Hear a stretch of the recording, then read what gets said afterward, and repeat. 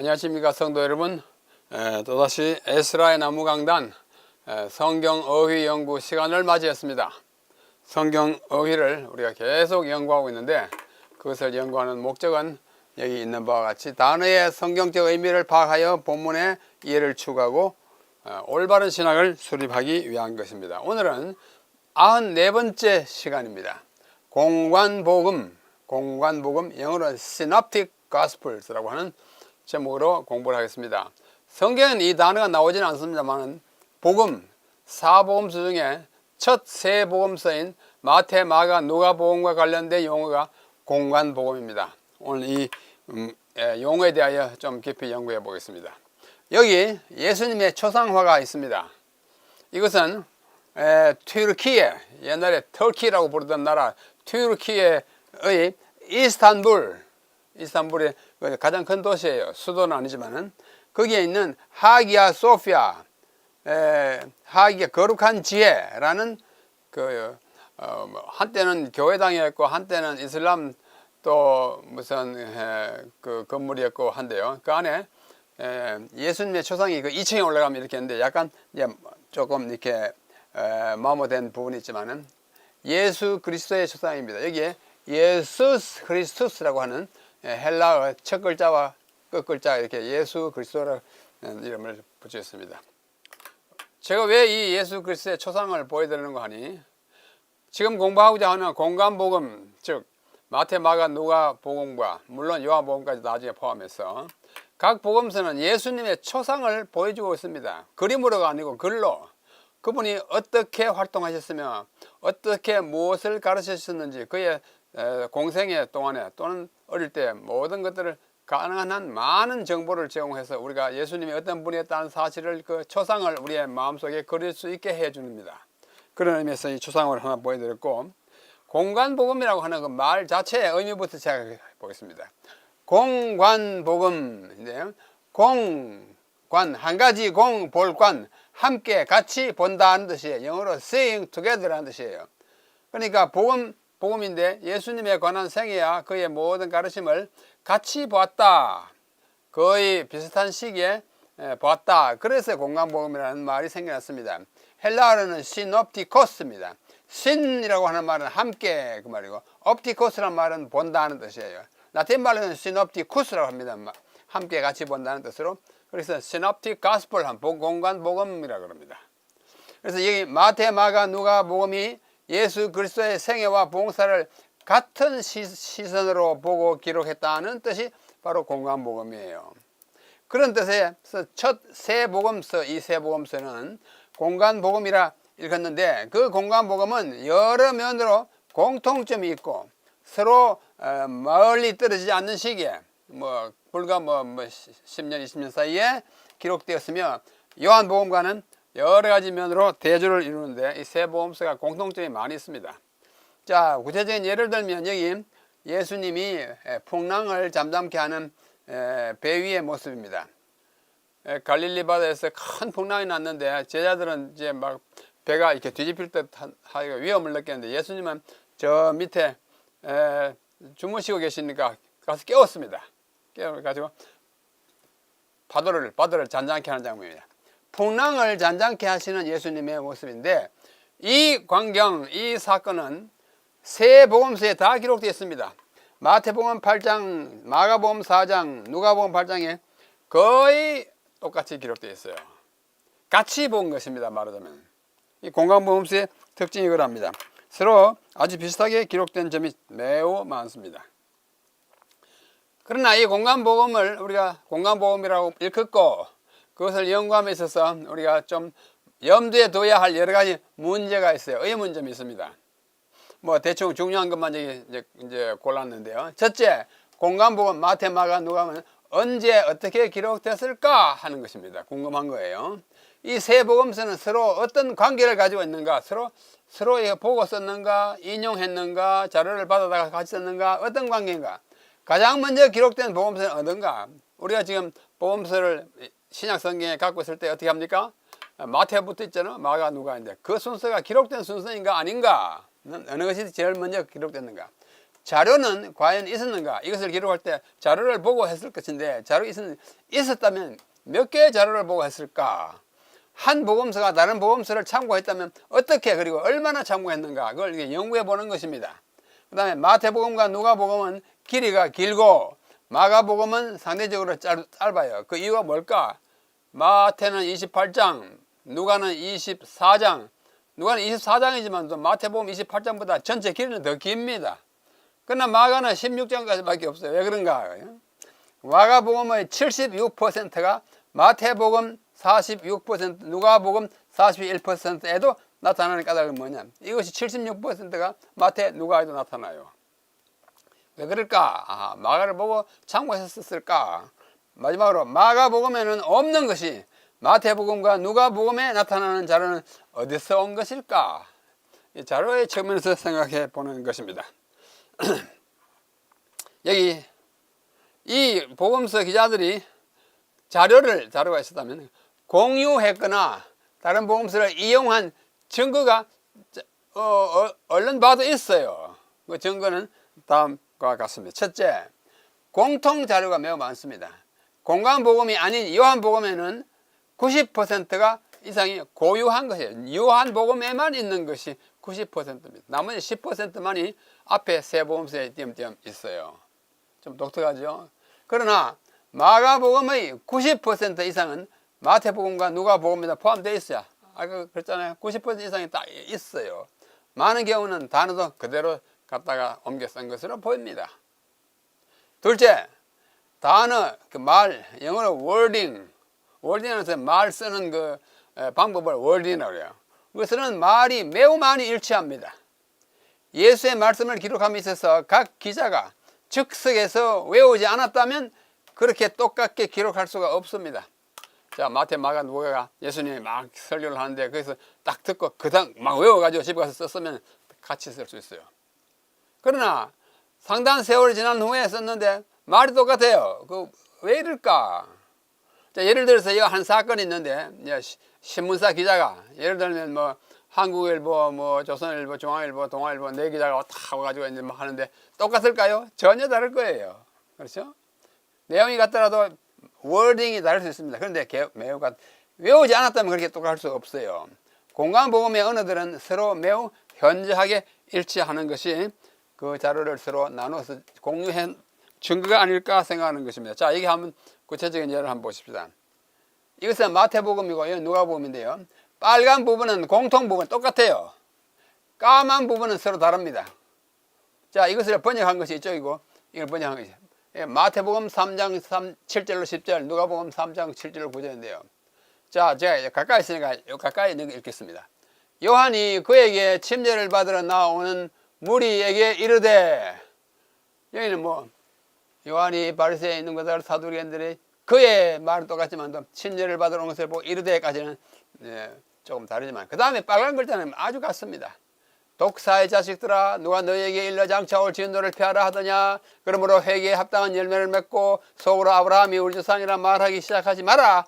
내가 너희에게 이르노니 하나님이 너희 이 돌들로 아브라함의 자손이 되게 하겠다 했는데, 여기 가운데 글자 하나가 여기 까맣습니다. 독세이테. 이거는 알세이스테 있어요.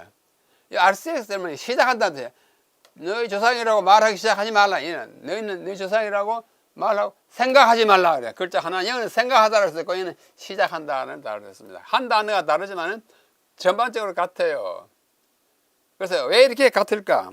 자, 이것을 이제 별도로 이제 방금 부분을 우리가 갖고 있는 신약 개혁판 보면 와 같습니다. 그렇죠?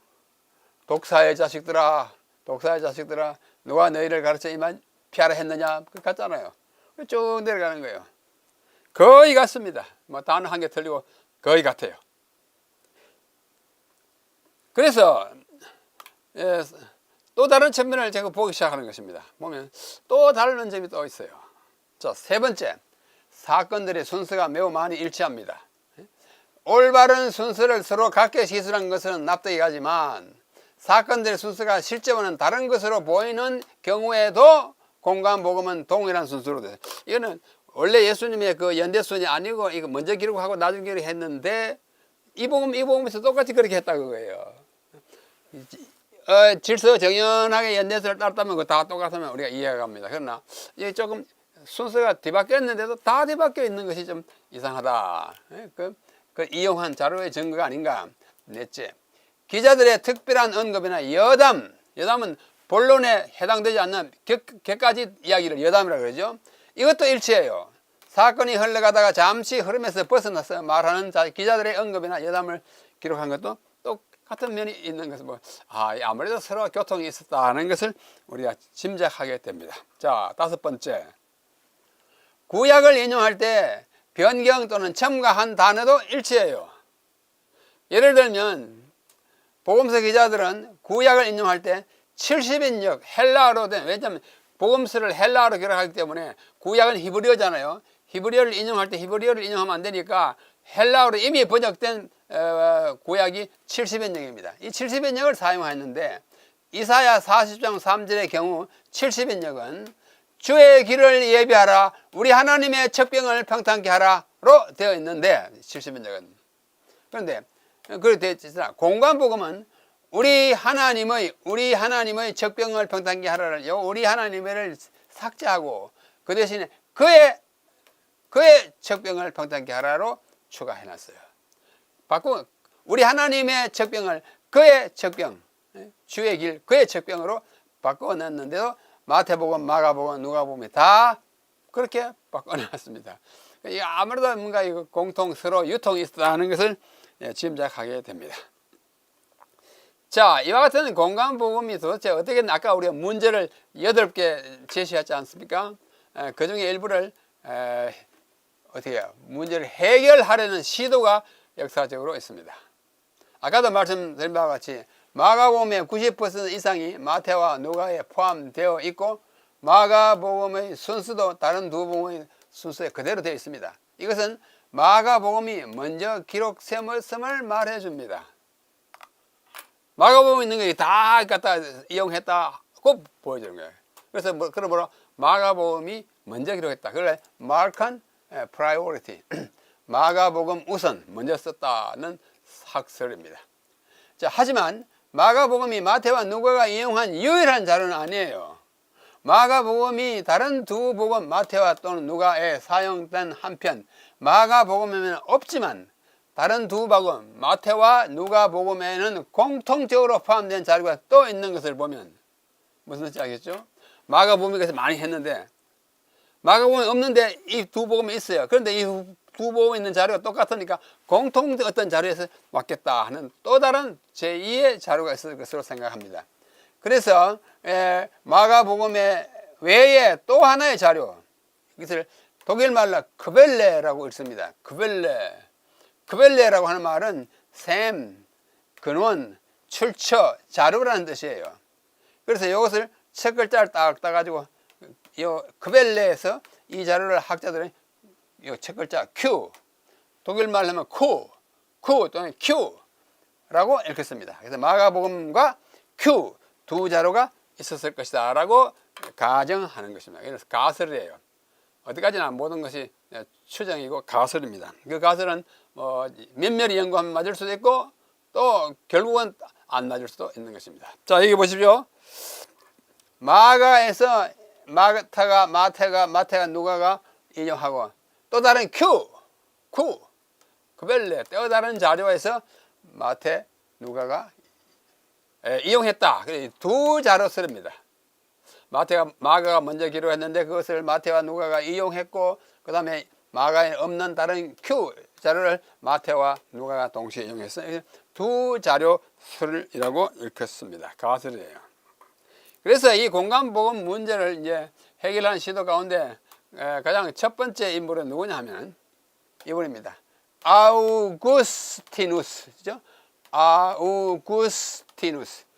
흔히 어거스틴이라고 하는 분이에요. 성 아우구스티누스. 어거스틴이라는 단어는 참 듣기 참 이상해요. 영어도 아니고, 영어는 오가스틴, 이제 라틴어니까 아우구스티누스라고 하는 것이 교과서에 나오는 표기입니다. 성 아우구스티누스입니다. 그는 354년에서 430년까지 살았는데 북아프리카에 있는 히포의 감독이었어요. 그는 말하기를 신약에서 복음서가 마태, 마가, 누가, 요한으로 배열된 것은 기록된 순서에 따른 것이다. 그러므로 마태복음이 가장 먼저 기록되었다라고 이 아우구스티누스가 말했습니다. 그래서 그때 이후로 가톨릭 교회는 그것을 전성 이어받아 가지고 오늘까지 그렇게 생각하는 사람들이 많지만, 그러나 근래 학자들은 꼭 그렇게 생각하지 않습니다.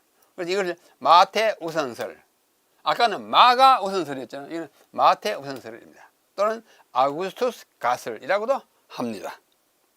자, 그로부터 세월이 많이 지나가지고 18세기, 19세기 초까지 요한 야콥 그리스바하라고 하는 독일의 학자가 있었어요.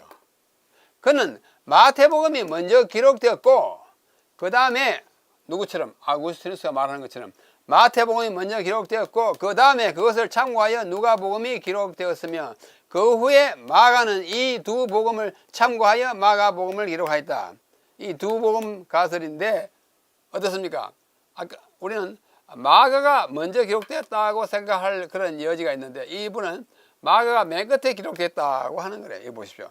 이분이 요한 야콥 그리스바하인데, 마태가 제일 먼저 기록되었고, 누구처럼 아우구스티누스처럼 이것을 보고 누가가 기록했고, 누가 보고 마가가 기록했는데, 마가는 이 누가와 마태를 동시에 보고 기록해가지고 짧게 요약했었다. 뭐 이런 식으로 말하는 것이 그리스바하의 학설입니다.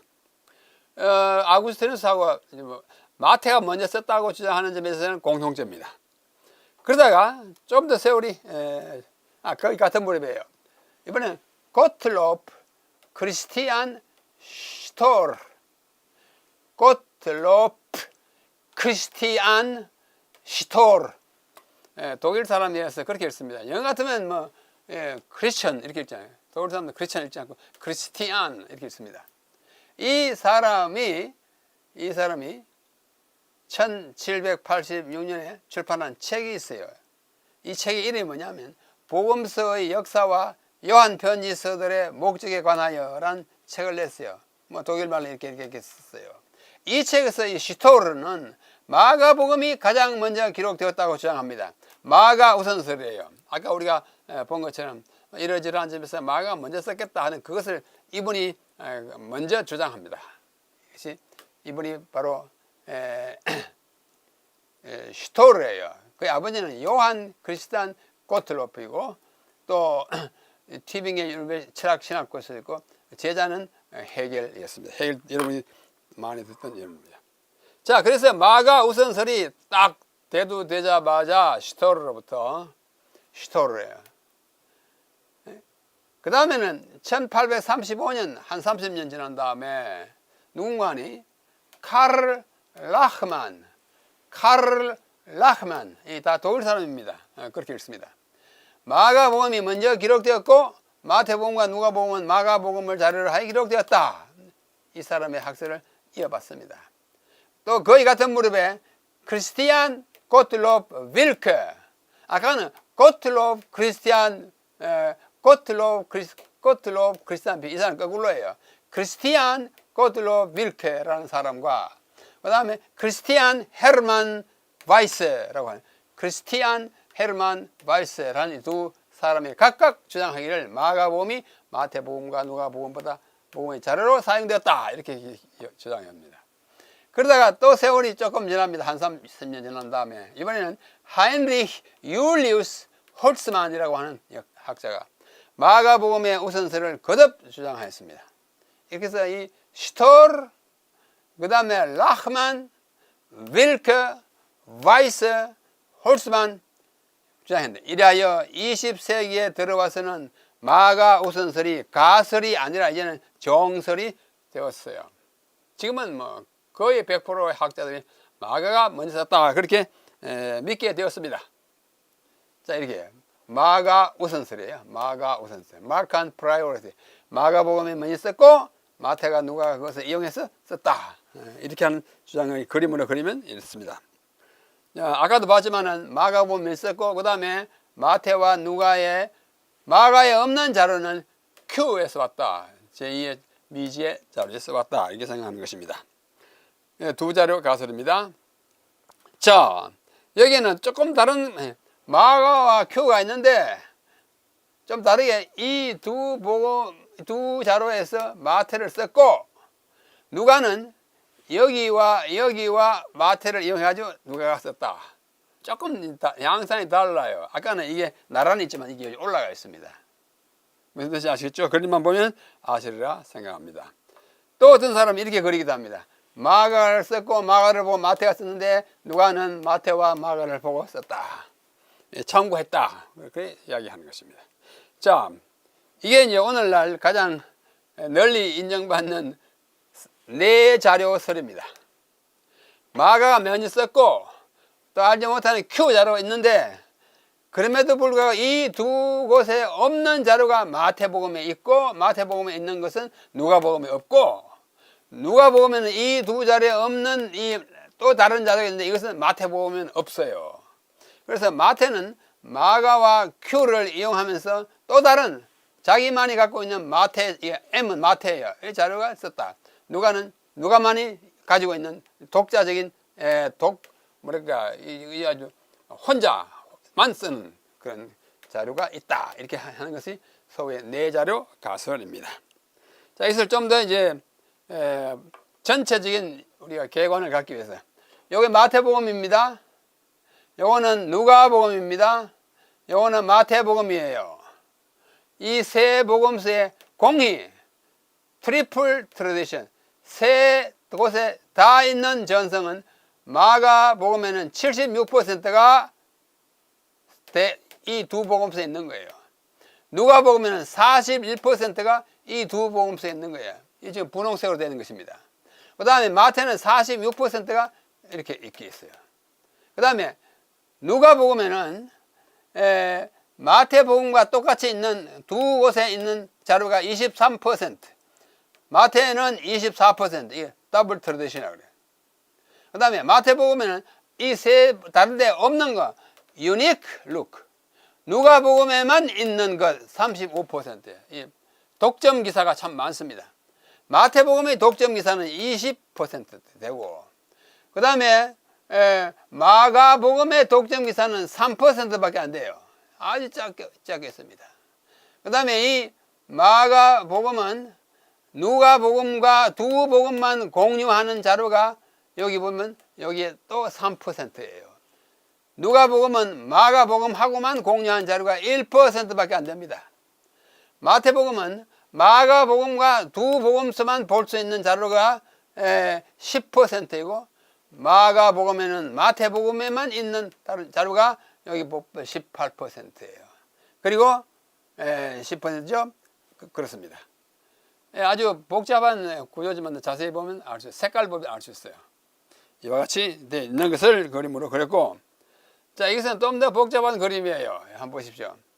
여기에 마태복음입니다. 마가복음입니다. 마가복음에 먼저 썼는데 1장부터 16장까지 있고, 이거는 마태복음입니다. 마태복음 1장부터 28장까지 있고, 이거는 누가복음입니다. 누가 1장부터 24장까지 있는데, 마가복음 1장의 초반은 여기 누가복음 2장에 3장에 기록되어 있고, 마태복음의 2장에도 기록되어 있고, 이렇게 다 뻗쳐 있는 것은 거기도 기록되어 있다는 것입니다. 그래서 마가복음에 있는 것은 마태복음에 거의 다 가져갔고, 누가복음에도 상당히 많이 가져갔어요. 일과기를 그림으로 보고 우리 알 수 있습니다. 그림 그리는 분이 상당히 수고를 많이 했겠죠. 그러니까 이게 사실이에요. 그러니까 같은 자료를 갖고 있는 것을 우리에게 보여주고 합니다. 자, 그러면 이 오늘 공간복음이라고 하는 단어를 우리 연구하면서 우리 지금까지 공부한 것을 요약해 보겠습니다. 1. 복음서 기자들은 예수의 행적에 대한 목격자들과 말씀의 일꾼들, 누굴까요? 예수님의 직접 제자들. 복음서 기자들 가운데 예수님의 직접 제자는 두 분입니다. 하나는 마태, 하나는 요한이에요.